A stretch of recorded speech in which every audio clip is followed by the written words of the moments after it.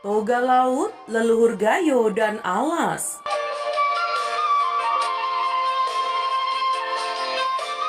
Ya, si Raja Batak mempunyai generasi Batak yang sekarang terbagi dalam berbagai sub-etnis. Keturunan tersebut terbagi dalam 3 kubu, Guru Tatea Bulan, Raja Isumbaon, dan Toga Laut.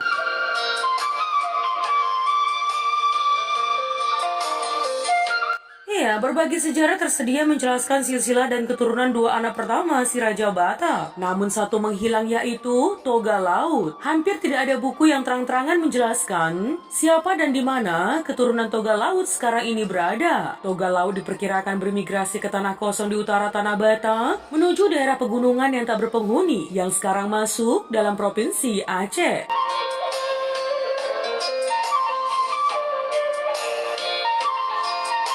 Mereka disinyalir menjadi Batak Gayo dan Alas, serta beberapa kelompok Batak lainnya yang menjadi kelompok aborigin di Aceh.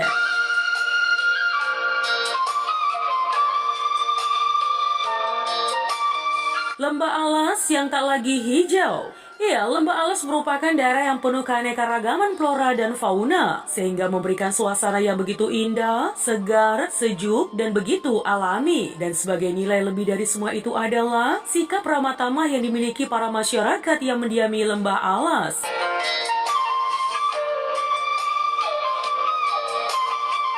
Sehingga menimbulkan kesan yang begitu mendalam bagi para pendatang selama berada di pinggiran ekosistem Lauser. Mungkin kesan mendalam itu hanya dirasakan para pendatang di era 80-an dan sebelumnya. Dan mungkin untuk pendatang di era 90-an dan 2000 tidak begitu mempunyai kesan yang mendalam selama di Lembah Alas. Ya, karena telah begitu banyak perubahan yang terjadi di Lembah Alas.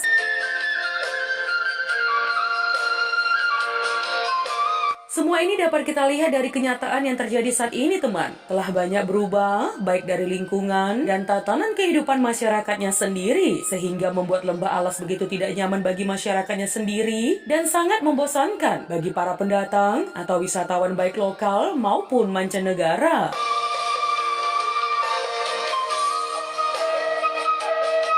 Ya, perubahan-perubahan yang terjadi di Lembah Alas tidak lepas dari kebijakan-kebijakan yang dibuat Pemda Aceh Tenggara, baik di bidang pendidikan, ekonomi, sosial budaya, lingkungan, dan kebijakan di bidang lainnya.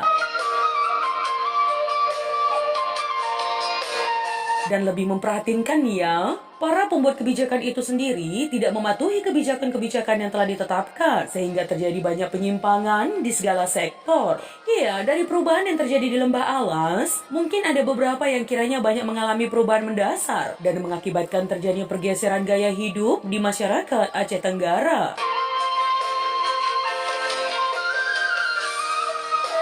Dan terkesan melupakan pepatah kalak dube, sepakat segenap kita kekini, lepas ni hamba tanding ni ulihi. Nah teman, untuk memperbaiki semuanya itu kiranya perlu menginventaris masalah yang ada di Lembah Alas. Beberapa sektor yang kiranya perlu ditangani secara serius, baik Pemda dan juga kita semua yang merasa memiliki Lembah Alas.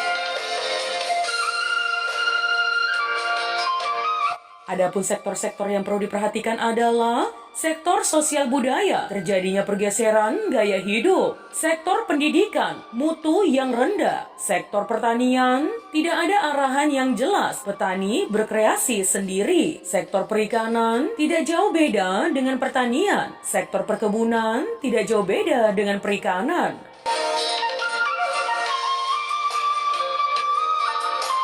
Sektor pembangunan, banyak proyek yang hanya ada laporan. Sektor pariwisata, hanya khusus pejabat atau banyak jalan-jalannya. Sektor lingkungan hidup, banyaknya jalan-jalan tanah di kawasan ekosistem Lauser atau hutan gundul. Sektor pemerintahan, eksekutif dan legislatif lebih banyak memikirkan diri sendiri.